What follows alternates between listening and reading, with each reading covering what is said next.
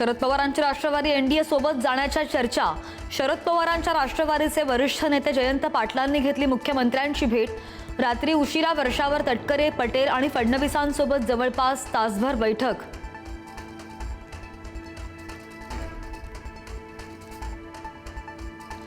उपमुख्यमंत्री शिंदेंसह 6 फुटीर खासदारांनी दिल्लीमध्ये घेतली अमित शहांची भेट। पाऊण तास अमित शहांच्या निवासस्थानी पार पडली बैठक।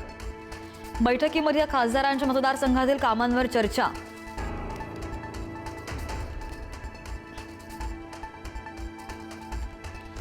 खासदारांच्या बैठकीनंतर उपमुख्यमंत्री एकनाथ शिंदे आणि शहांमध्ये स्वतंत्र बैठक। दोन्ही नेत्यांमध्ये साधारण 15 मिनिटं बंद दाराआड चर्चा। राज्यातील राजकीय परिस्थितीवर चर्चा झाल्याची सूत्रांची माहिती।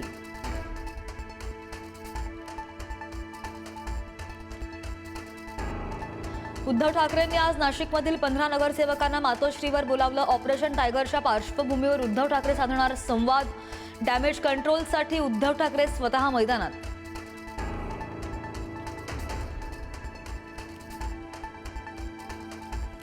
नाशिक भावली धबधबा पर्यटक छेडछाड प्रकरणी नवा व्हिडिओ समोर। जवळपास 20 किलोमीटरपर्यंत गुंडांनी केला पर्यटकांचा पाठलाग। धबधबा परिसरातून गोंदेपर्यंत गुंडांकडून पाठलाग।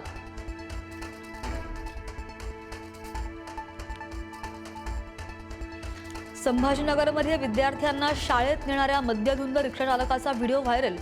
विद्यार्थ्यांच्या सुरक्षिततेचा प्रश्न ऐरणीवर।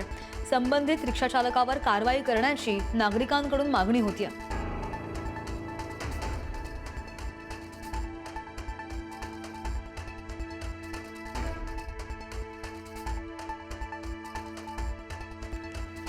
राज्यामध्ये मान्सून पुन्हा सक्रिय होणार। राज्यामध्ये 21 जुलैपासून पावसाचा जोर वाढणार।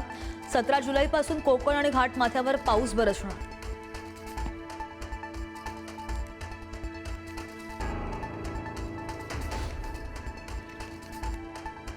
पाणीसाठा घटला।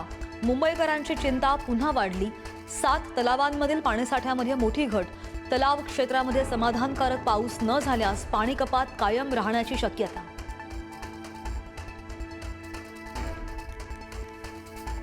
आजपासून नवी मुंबई विमानतळावरून थेट अबुधाबीची सेवा। नवी मुंबई विमानतळावरून आंतरराष्ट्रीय सेवेला सुरुवात। आठवड्यातून 3 दिवस एअर इंडिया एक्सप्रेसची अबुधाबी सेवा सुरू असेल।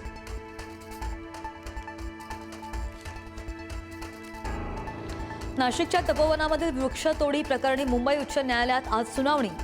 साधुग्रामसाठी वृक्षतोडी विरोधात याचिकेवर सुनावणी। न्यायालयाच्या सुनावणीकडे नाशिककरांचं लक्ष।